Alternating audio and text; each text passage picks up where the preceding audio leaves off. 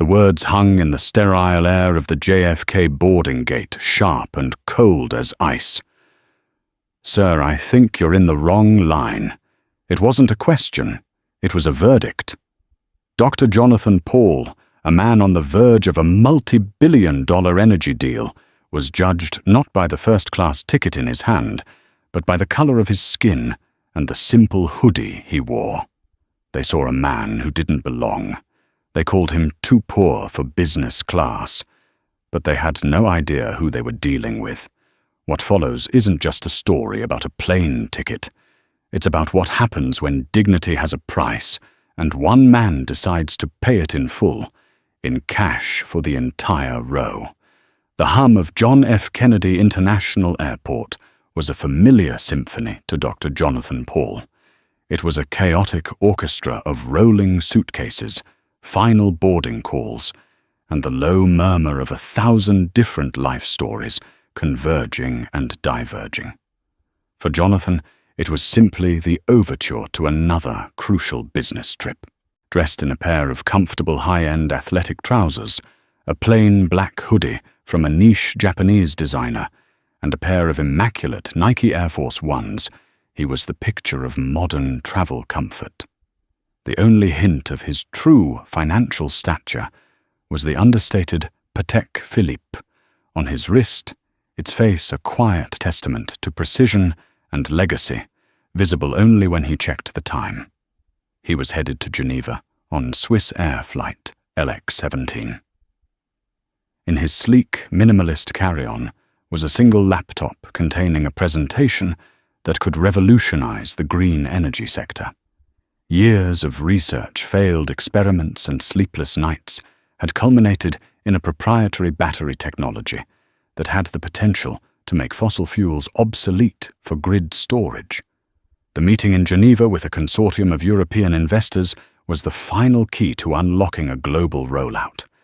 It was a deal worth billions, not just in dollars, but in its impact on the planet. Jonathan wasn't thinking about that now. He was thinking about the lukewarm coffee he'd just finished, and whether he'd have time to grab a bottle of water before boarding. He approached the dedicated priority lane for business and first-class passengers. The line was short, occupied by a few men in tailored suits, and a woman with a Louis Vuitton duffel that seemed to have its own gravitational pull.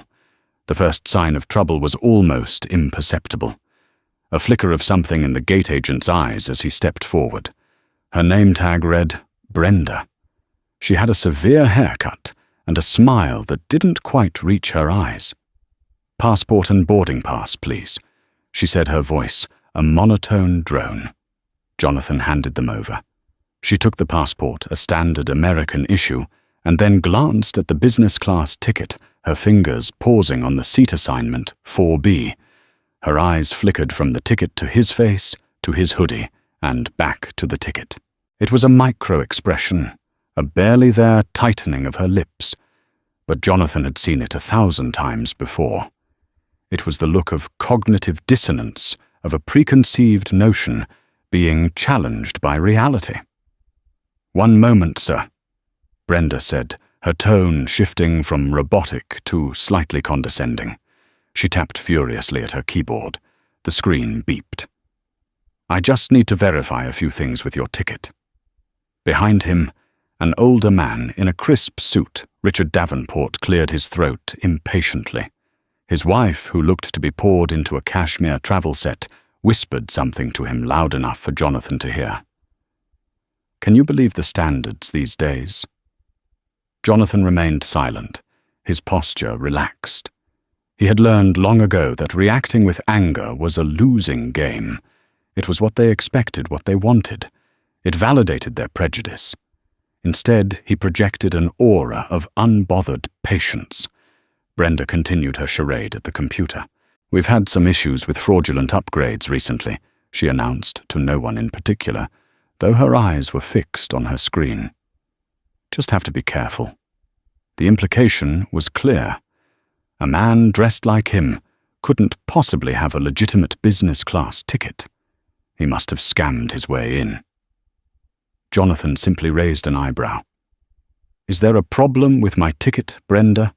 he asked, his voice calm and even. Using her name was a deliberate choice, a gentle reminder that they were two individuals in a professional transaction. She seemed momentarily flustered.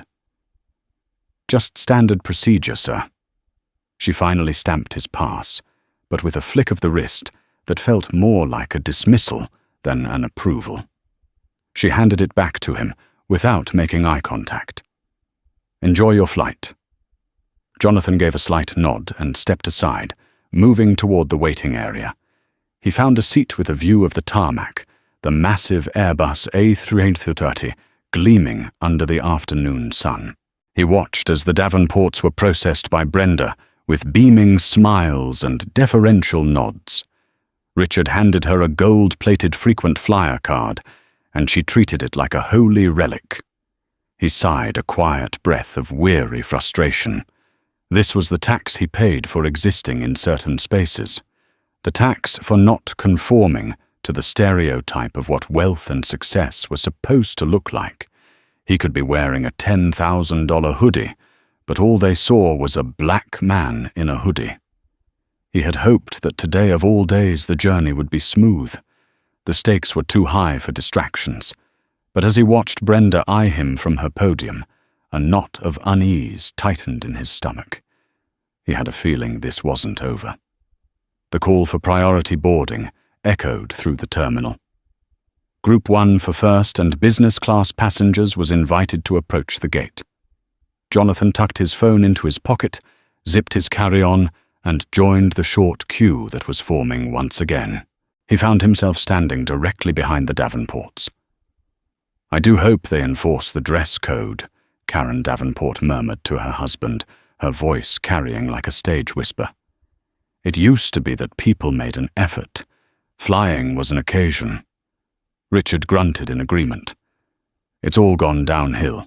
Letting anyone and everyone in erodes the value." He adjusted his silk tie, casting a pointed glance over his shoulder at Jonathan's sneakers. Jonathan ignored them. He focused on the jet bridge, on the promise of the quiet cabin, on the presentation he needed to review one last time. He was a physicist, a man who dealt in empirical data and provable theories. The messy, illogical world of human prejudice was a variable he could never quite solve for. When it was his turn, he stepped forward and handed his freshly stamped boarding pass and passport to Brenda once more for the final scan. She took it, and this time she didn't even pretend to be polite. She held the pass up, squinting at it under the fluorescent light, as if it were a foreign artifact.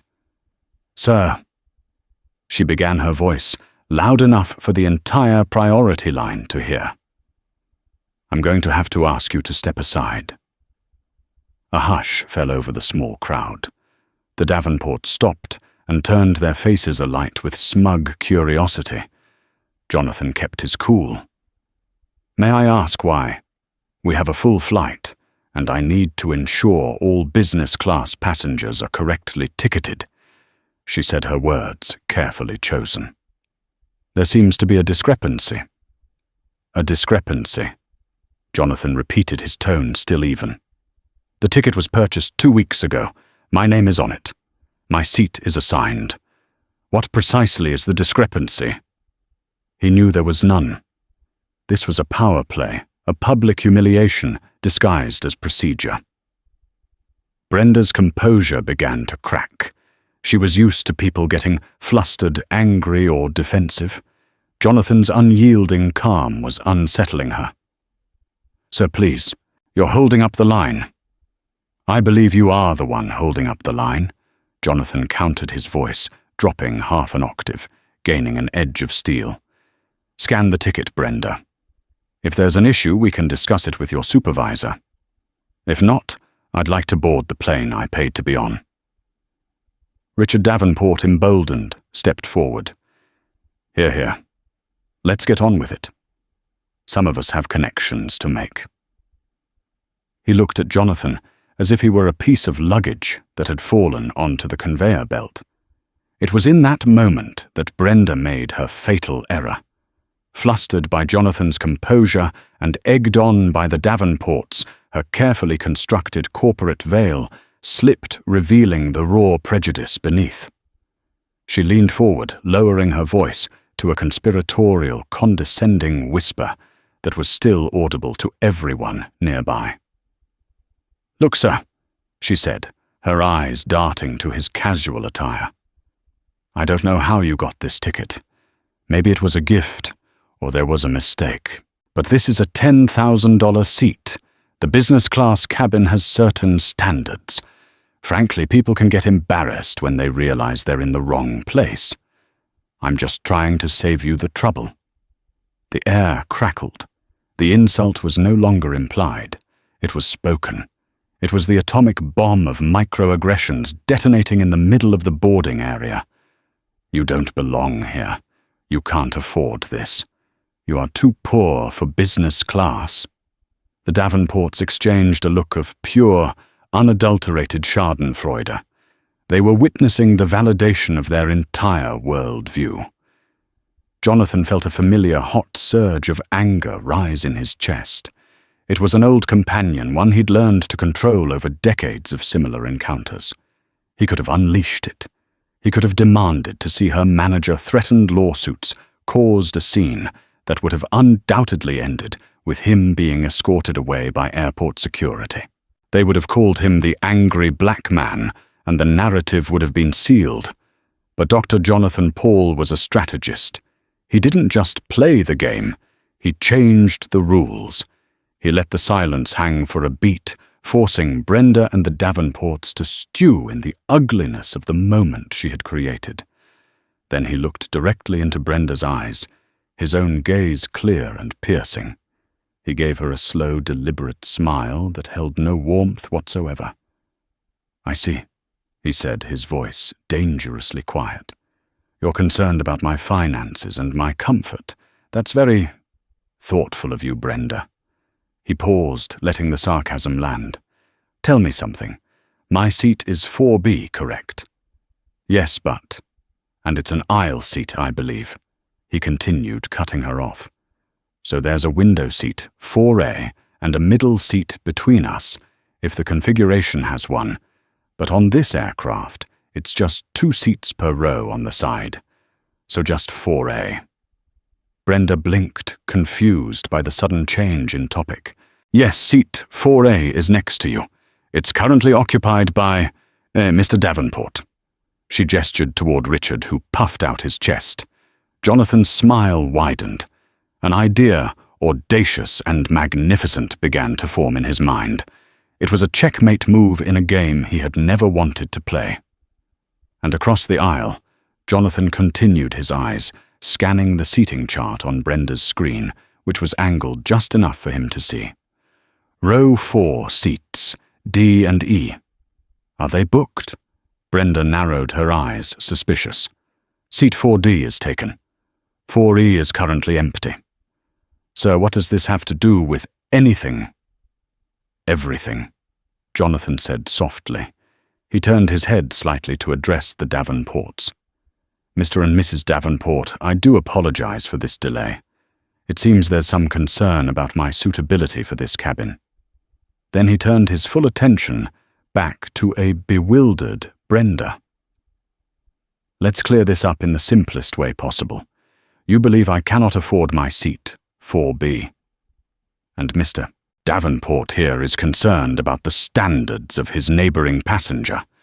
I have a solution that will satisfy everyone. He reached into his carry-on bag past the laptop with its billion-dollar secrets and pulled out a simple, unbranded leather folio. The air seemed to grow still as he unzipped it. Brenda, he said, his voice now ringing with absolute authority. I would like to buy the rest of the row. Silence. It was a profound, vacuum-sealed silence that descended upon gate B42. The ambient hum of the airport seemed to fade away. The Davenports froze their expressions of smug superiority, melting into slack-jawed disbelief.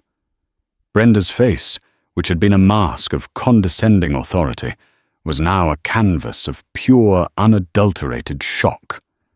Her mouth opened and closed silently, like a fish out of water. "I'm sorry," she finally stammered, her voice a squeak. "You want to—" "What? I want to buy the rest of the row," Jonathan repeated, enunciating each word with crystalline clarity. "My assigned seat is 4B. Mr. Davenport is in 4A. To resolve your concerns, I would like to purchase seat 4A from him. And just for good measure, for my own comfort and privacy, I'll also take the empty seat across the aisle 4E. I'm buying out my personal space for this flight. In cash." The last two words were the coup de grace. He opened the leather folio. Inside, neatly bundled with bank straps, were stacks of crisp new $100 bills. It was his emergency fund, a contingency he always carried on high-stakes trips like this.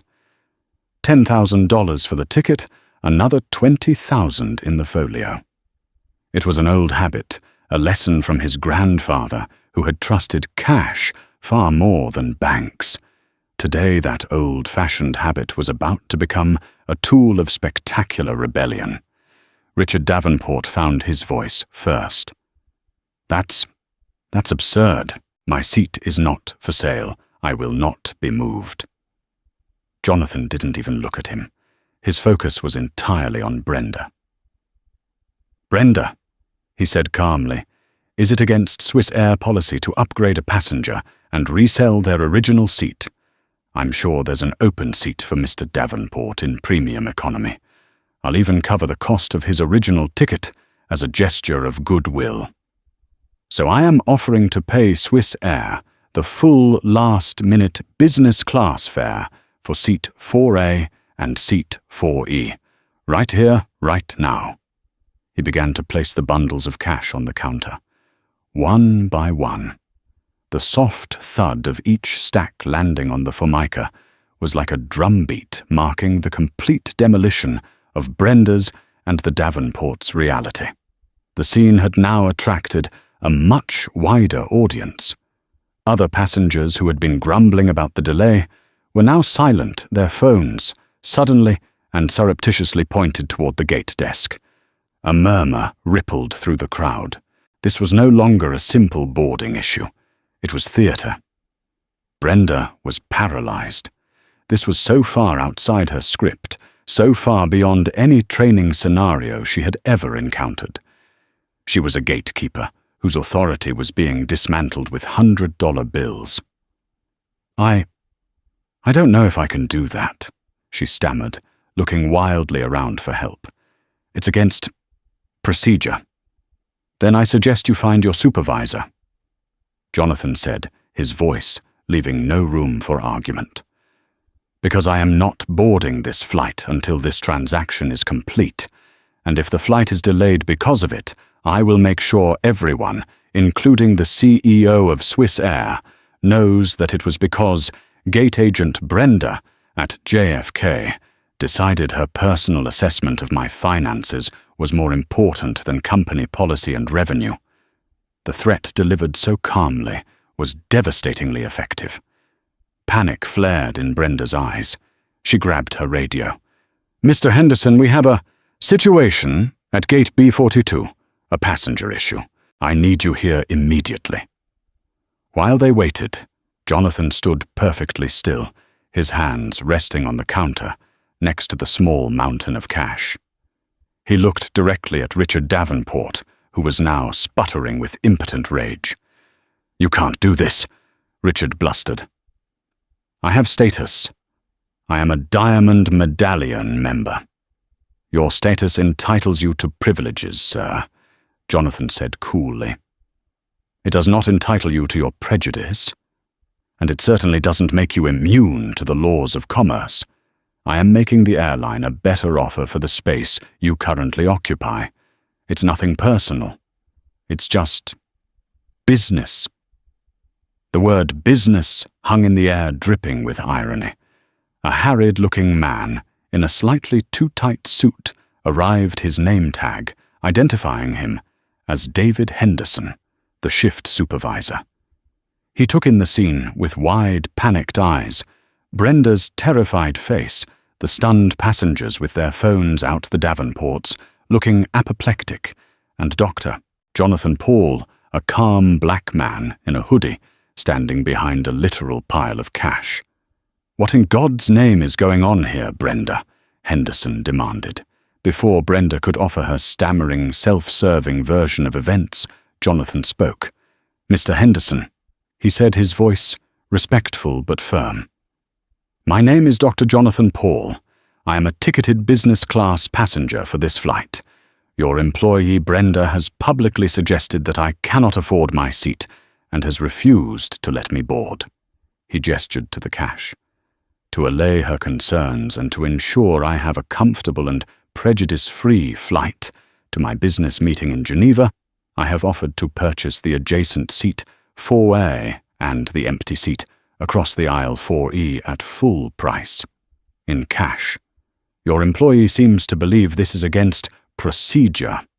I, however, believe you are a businessman who understands an opportunity to nearly triple the revenue on a single row. Am I correct?" Henderson stared at the money, then at Jonathan, then at the furious face of Richard Davenport. He was a man caught between a PR nightmare and an unexpected windfall. The phones still recording the scene made his decision for him. Denying a black man who was trying to give them thousands of dollars after he had been publicly profiled by their staff was a corporate suicide mission. He swallowed hard, straightened his tie, and plastered on a manager's smile. "Sir," he said to Jonathan, his voice oozing newfound respect, "let's see what we can do to accommodate you." David Henderson was above all else a creature of corporate survival. He saw the situation not in terms of right and wrong, but in terms of damage control and opportunity cost. The damage of the viral video, that was undoubtedly already being uploaded, was incalculable. The opportunity was the pile of cash sitting on the counter. Brenda fined Mr. and Mrs. Davenport 2 seats in premium economy. "Together," Henderson commanded, his voice sharp.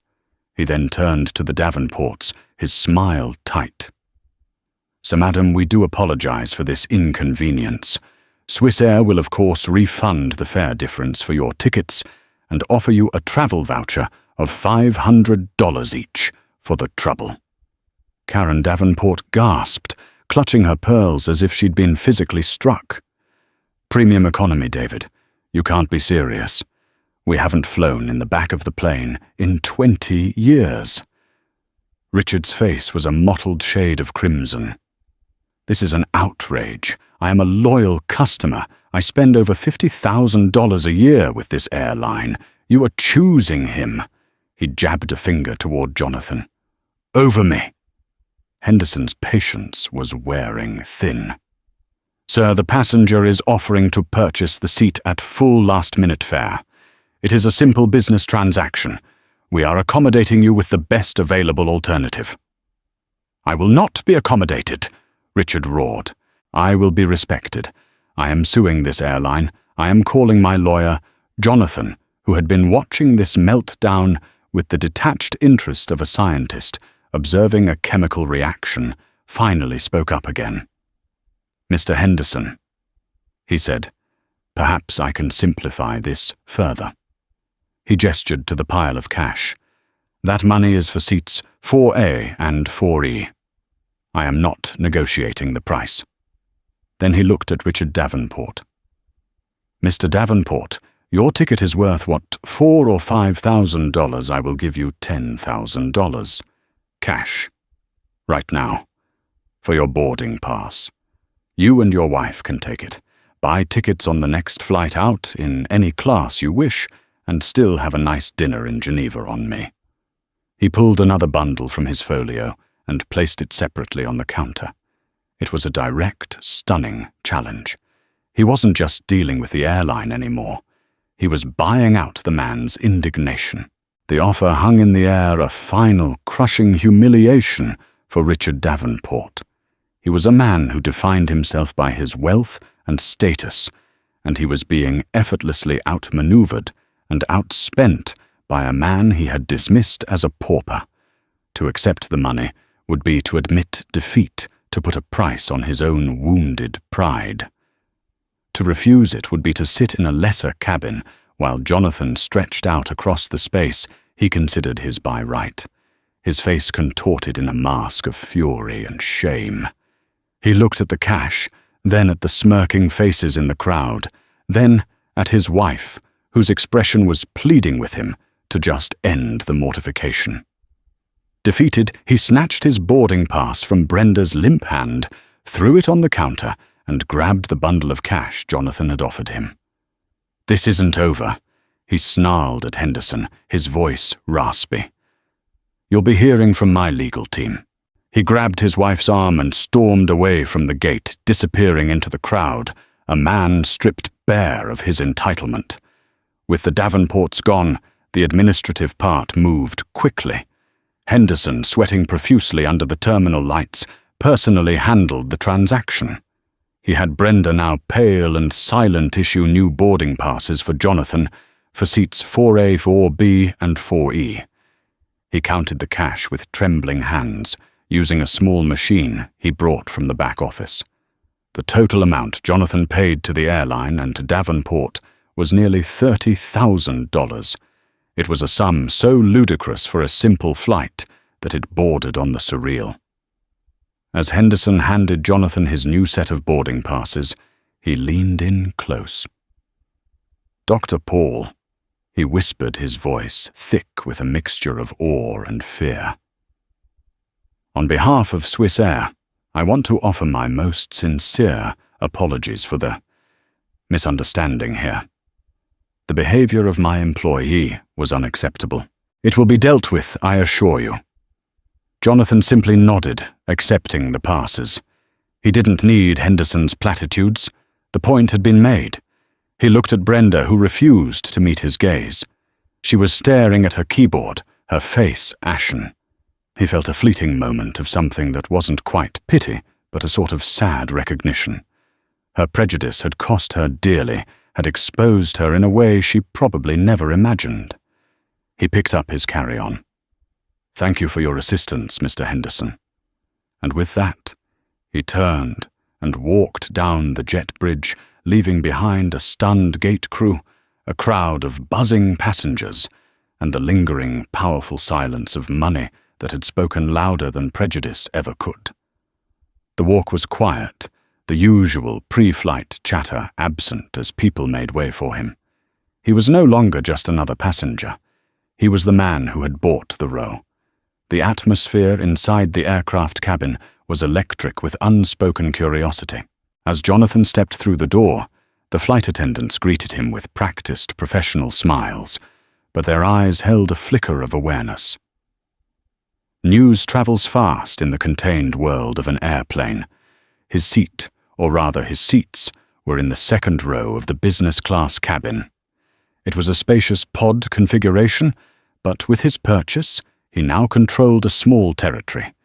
His original seat, 4B, on the aisle, the adjacent window seat, 4A, and the aisle seat across from him, 4E. It was an island of personal space.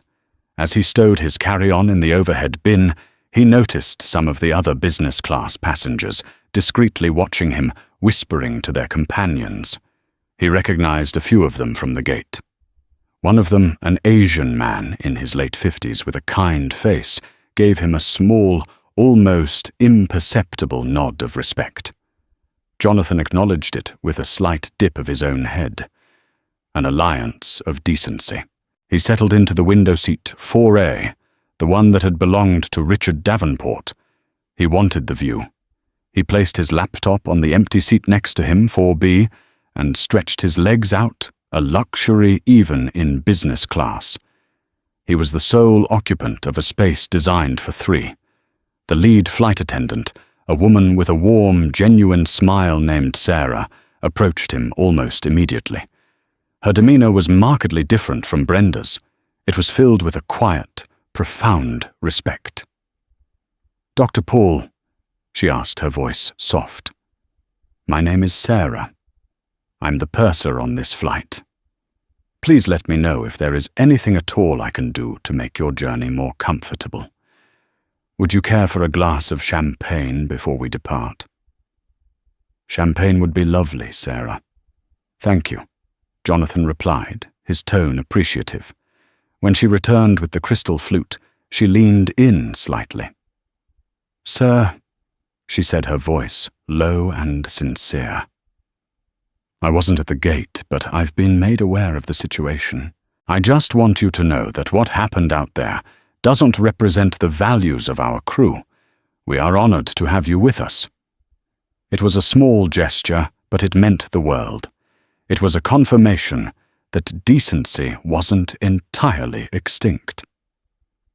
"Thank you, Sarah. That means a great deal." As the plane taxied to the runway and began its powerful ascent into the New York sky, Jonathan gazed out the window. The city lights sprawled below him, a glittering carpet of 1,000,000 lives, 1,000,000 struggles, 1,000,000 stories. He felt the tension of the last hour begin to drain from his shoulders, replaced by a complex mix of emotions. There was satisfaction, yes. A deep, resonant satisfaction in having met bigotry, not with anger, but with overwhelming, unassailable competence. He hadn't just proven them wrong, he had fundamentally broken their framework. They had tried to put him in a box, and he had responded by buying the entire factory where the boxes were made. But underneath the satisfaction, there was a profound weariness. Why did it have to be this way? Why in the 21st century was he still fighting battles his grandfather had fought? The money was nothing to him, a rounding error on his balance sheet. But the principle of the thing was exhausting. The constant need to prove his worth, to justify his existence in spaces where others were welcomed without a second thought, was a weight that never truly lifted. He wasn't a hero. He was just a man who wanted to get to a business meeting without being humiliated. The grand gesture at the gate wasn't born of arrogance. It was born of sheer soul-crushing fatigue. It was the only language he was sure they would understand. He sipped his champagne, the bubbles fizzing on his tongue. The flight leveled off at its cruising altitude, soaring high above the clouds under a canopy of stars. He opened his laptop, the screen illuminating his face in the dim cabin light. The presentation was still there, the culmination of his life's work. The investors in Geneva wouldn't see his hoodie or his skin color. They would see the data. They would see the elegant, undeniable truth of his science. For the next 7 hours, Jonathan Paul was the king of a quiet 3-seat kingdom at 35,000 feet. He worked, he ate the gourmet meal Sarah served him with extra care, he watched a film, and he even managed to get a few hours of sleep, stretched out across 2 seats, completely undisturbed. No one bumped his elbow. No one snored next to him. No one gave him a sideways glance. It was, he reflected with a deep and bitter irony, the most peaceful and comfortable flight he had ever taken. And all it had cost him was a small fortune and a piece of his faith in humanity. 4 hours had passed since the coast of North America had dissolved into the dark, inky blackness of the Atlantic. The cabin of Swiss Air LX-17 was a world unto itself, a pressurized capsule of quiet humanity hurtling through the stratosphere. The rhythmic, hypnotic drone of the Rolls-Royce engines was the only constant sound, a deep hum that vibrated through the fuselage and into the very bones of the passengers. Inside, a carefully orchestrated twilight reigned. Window shades were drawn, blankets were unfurled, and the blue-white glare of screens had been replaced by the soft, warm glow of reading lights. Most of Jonathan's fellow travelers were asleep, their faces slack in repose, their dreams playing out in the liminal space between continents. Jonathan, however, was wide awake. Sleep felt distant, a shore he couldn't quite reach. He had tried to focus on the intricate financial models and engineering specifications in his presentation, but the words and numbers kept blurring. His mind, unbidden, kept replaying the scene at the gate. The sharp, accusatory tone in Brenda's voice, the sneering entitlement on Richard Davenport's face, the satisfying heavy thud of cash on the counter. He felt the phantom weight of 1,000 resentful eyes on him, followed by the slow, dawning comprehension and grudging respect. There was a profound sense of vindication, a feeling as clean and sharp as the chilled champagne he had enjoyed earlier. But it was muddled with a deep, familiar exhaustion. The victory felt hollow because the battle should never have been fought. He shouldn't have had to weaponize his wealth to purchase basic human dignity. The thought circled in his mind, a somber counterpoint to the triumphant narrative that was likely already taking shape in the minds of the witnesses. He wasn't a superhero. He was a man who had been forced to perform an act of extraordinary defiance, simply to be treated as ordinary. He was staring out the window, though all he could see was the reflection of his own face against the deep, star-dusted void, when he noticed a subtle shift in the cabin's rhythm. It was Sarah the purser, her movements as graceful and unobtrusive as ever. But this time, her professional smile was tinged with a hint of nervousness. And she was not alone. Trailing behind her was a figure who looked profoundly out of place. It was the gate supervisor, David Henderson. His ill-fitting suit now rumpled his face, etched with a deep and abiding anxiety. A ground staff manager mid-flight over the Atlantic was more than an anomaly. It was a sign that the ground had shifted beneath everyone's feet. Sarah paused beside his row, her hands clasped in front of her. "Dr. Paul," she began, her voice, a low, respectful murmur that wouldn't disturb the nearby sleepers. "My apologies for the interruption. Mr. Henderson from our JFK ground operations boarded just before we closed the doors. He has an urgent message he needs to deliver to you from our corporate headquarters. If you are amenable, he would like to have a brief word." Jonathan felt a surge of adrenaline cut through his fatigue. He had assumed the drama was over, contained within the walls of JFK. He was wrong. This was something else entirely. "Of course," he said, gesturing to the empty aisle seat across from him, 4E, the third piece of his private airborne real estate. "Please." Henderson slid into the seat, his movements stiff and awkward. He looked like a man carrying the weight of a multinational corporation on his shoulders. He fumbled with his tie, his gaze darting around the tranquil cabin, before finally landing on Jonathan. "Dr. Paul, thank you. And again, my deepest apologies for disturbing you." Henderson began, his voice hoarse. "I wouldn't be here. I would have been fired before I could even ask to be here, if this wasn't of the utmost importance." "I'm listening, Mr. Henderson." Henderson took a shaky breath and pulled out his phone, angling the screen so only Jonathan could see it. "It's online," he said, the words coming out in a rush. "The video. A passenger from the gate opposite yours filmed the entire exchange. It was posted on Twitter about 30 minutes after we departed. From there, it exploded." He showed Jonathan the screen. There it was a viral tweet with a shaky but damningly clear video. The caption read, "Shame on ta Swissair. Racist gate agent tries to block black man from business class. He responds by buying the whole row in cash. You can't make this up. Wasta flying while black, or sto check your privilege." Henderson scrolled down. The view count was already climbing past 2 million. News outlets CNN, BBC, Reuters had embedded the tweet in their online articles. The comment section was a raging firestorm of outrage directed at the airline and praise for Jonathan's audacious response. "Hero." One comment read, "King status," said another. A third more pointedly said, "This is what happens when corporate unconscious bias training is just a PowerPoint presentation." Our corporate communications center in Zurich is in full meltdown. Henderson continued, his voice barely a whisper now. This has become a global news story in the time it took us to reach cruising altitude. Our CEO, Christoph Mueller, was woken up at his home in the middle of the night. His words to my direct superior were, "An unmitigated, brand-defining catastrophe." Jonathan absorbed the information, his face an impassive mask. He had created a tidal wave without even realizing he'd thrown a stone.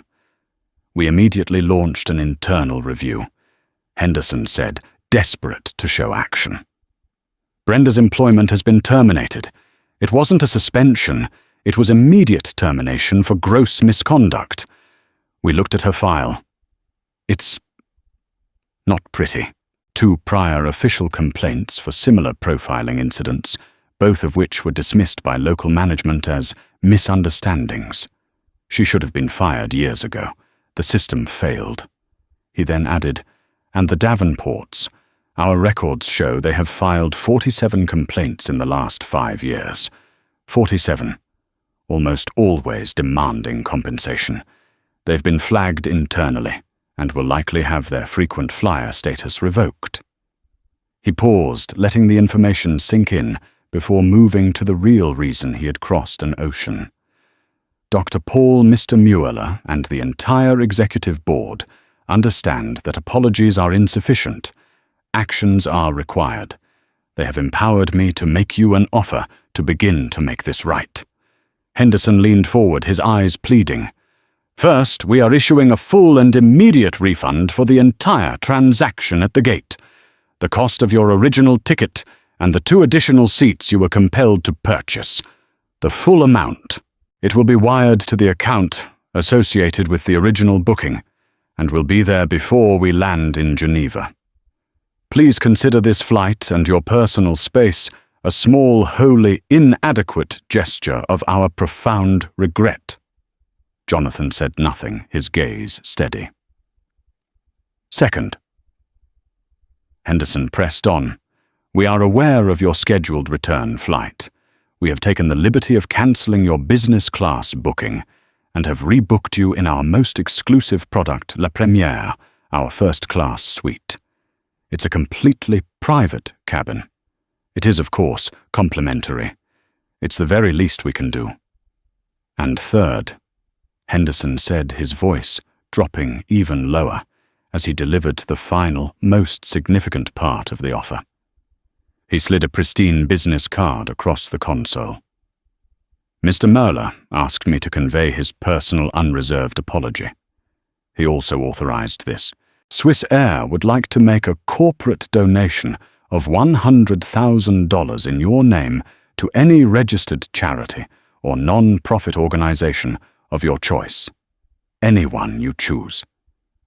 We want to demonstrate that we are committed to turning this shameful event into an opportunity for positive impact. The offer hung in the air, breathtaking in its scope. A complete refund, a priceless upgrade, and a staggering sum of money for charity. This was not a simple apology. This was a desperate act of corporate triage. The viral video hadn't just given him leverage, it had given him the power to command a king's ransom. Jonathan looked away from Henderson, toward the dark window again. He thought about the money. His first instinctual reaction was one of pride. "I don't need your money. I can afford my own flights." But then he passed the offer more carefully. The refund for his original ticket felt wrong. That was a legitimate purchase he had made as a free actor. To accept a refund for it felt like accepting a handout. But the money for the other 2 seats, that was different. That wasn't a luxury he'd sought. It was a fine he'd been forced to pay for the crime of existing in their space. It was a tax on his identity. Reclaiming that money wasn't accepting a gift. It was demanding the return of something that had been extorted from him. The first-class upgrade was a simple calculation, a comfortable symbolic gesture he was willing to accept.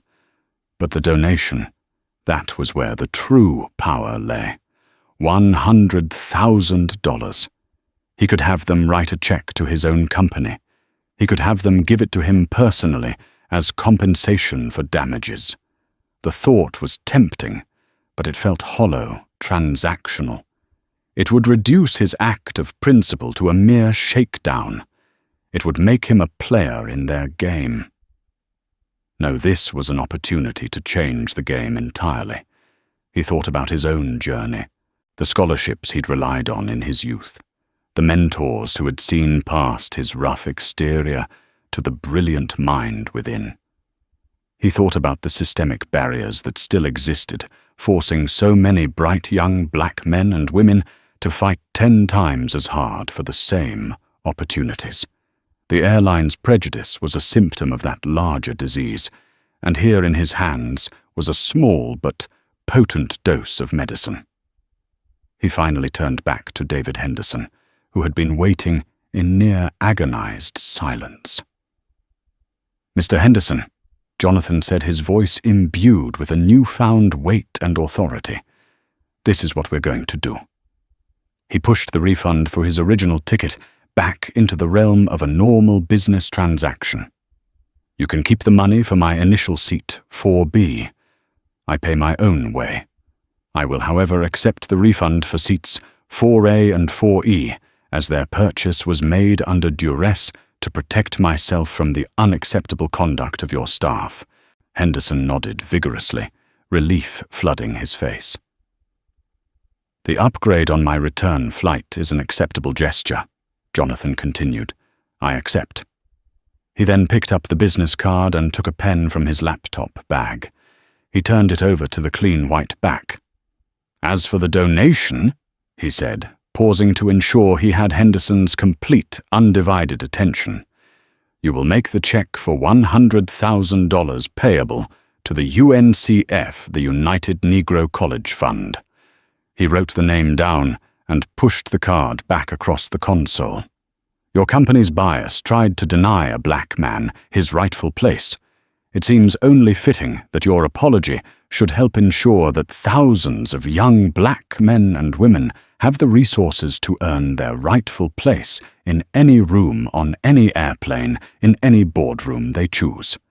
And I will require a copy of the certified check and a formal confirmation letter from the UNCF acknowledging receipt of the funds. Not because I don't trust your CEO's word, Mr. Henderson, but because accountability is paramount. This story needs a proper ending." David Henderson stared at the name on the card, then back at Jonathan. The fear in his eyes was gone, replaced by something that looked like genuine, profound respect. He had come expecting a negotiation with an angry victim. Instead, he found himself taking instructions from a statesman.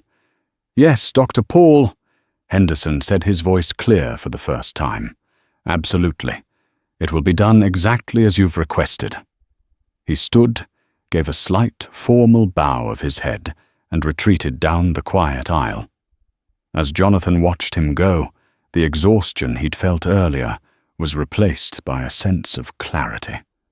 The knot of anger in his chest had finally truly uncoiled. He had taken their ugly, hateful moment and transformed it. He had leveraged their shame into opportunity, their prejudice into progress. Looking out the window into the vast, unending darkness, he felt a glimmer of something he hadn't expected. It was hope. A small, defiant light in the vast emptiness, promising the dawn that was still hours away. The descent into Geneva was smooth and picturesque. The first light of dawn broke over the snow-capped peaks of the Alps, painting the sky in hues of orange and pink. As the plane banked, Lake Geneva came into view, a placid, shimmering mirror reflecting the promise of a new day. For Jonathan, it felt symbolic.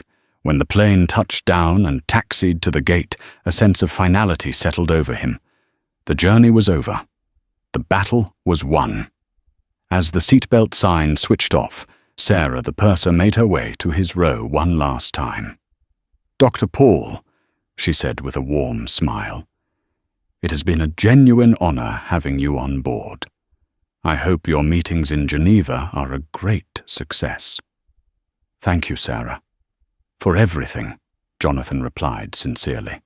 "Your professionalism made a difficult situation bearable." "We just try to treat people with respect, sir. It's not that complicated." Her words were a simple, elegant rebuke to everything that had happened at the gate. He was one of the first to deplane. As he walked through the business-class cabin, he noticed the other passengers. The whispers had stopped. The stares were gone. Now the looks were of respect, of awe, even of admiration. The man who had nodded at him earlier gave him a thumbs up. Jonathan had become a sort of folk hero at 35,000 feet. In the jet bridge he saw them, the Davenports. They were waiting to the side, likely for a ground staff member to help them with their inconvenience. Richard saw him coming and immediately looked away, his face a mixture of shame and lingering anger. Karen seemed to shrink, trying to make herself invisible. They didn't speak. They didn't have to. Their silence was the most eloquent concession of defeat Jonathan could have imagined.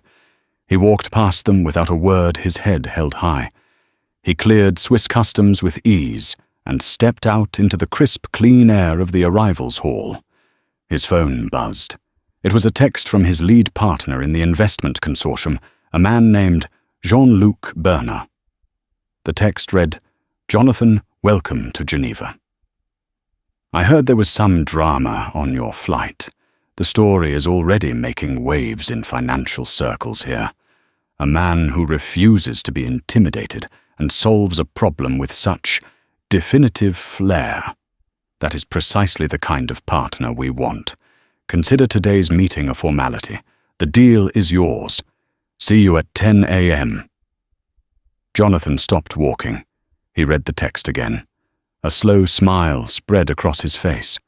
The final perfect irony. The very incident that was designed to humiliate him, to put him in his place, had instead cemented his reputation before he even stepped into the boardroom. His defiant act at the boarding gate had become the ultimate character reference. It had shown them he was a man of principle, of strength, and of unshakable resolve. It was the best pre-meeting impression he could have ever made. He put his phone away and looked around the Geneva airport. It was calm, orderly, and efficient. It felt like a different world from the chaos of JFK. He wasn't just Dr. Jonathan Paul, the scientist. He wasn't just the black man in the hoodie. He was the man who had turned a moment of profound disrespect into a testament of self-worth. He had paid a high price for his peace, but in doing so, he had purchased something far more valuable than a few airplane seats. He had bought back his own narrative. And as he stepped into a waiting car ready to close the biggest deal of his life, he knew it was a story he would never get tired of telling. Dr. Jonathan Paul's story isn't really about the $30,000 he spent. It's not about the luxury of an empty row or the comeuppance of a few prejudiced people. It's about the price of dignity in a world that too often tries to offer it at a discount. It's a powerful reminder that our worth is not determined by the clothes we wear, the color of our skin, or the assumptions of others. It is defined by how we carry ourselves, especially in the face of injustice.